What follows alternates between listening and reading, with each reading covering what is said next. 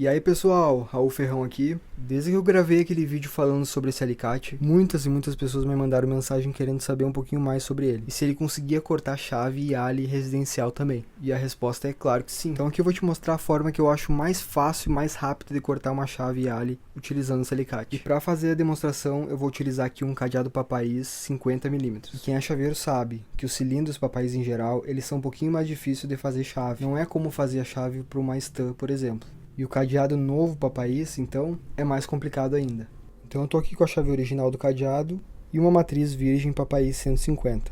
E aqui eu posiciono a chave original em cima da matriz. Agora com o auxílio de uma lâmina plana, eu vou alinhando ela, deixando elas bem certinho ali, uma em cima da outra. Tanto aqui a parte de trás, que aqui, pelo menos na minha cidade, a gente conhece como costas da chave. E me fala aí como vocês chamam na cidade de vocês. E aqui também a gente precisa alinhar o batente da chave. Aquela partezinha que tranca quando a gente insere a chave no miolo. Bom, agora com uma lâmina bem fininha, bem afiada, a gente vai riscando em cima da matriz. Ela precisa ser bem afiada mesmo para ela conseguir riscar o cromo da chave. Aqui não tem muito mistério, é só a gente apertar bem a chave ali, uma contra a outra, e ir riscando. Aí quando a gente terminar, a chave já vai estar desse jeito aqui. Pode observar que dá bem para ver ali onde eu consegui riscar. Agora, só para ficar um pouco mais fácil de visualizar, eu vou reforçar esse risco que eu fiz antes e a gente já pode ir para o corte.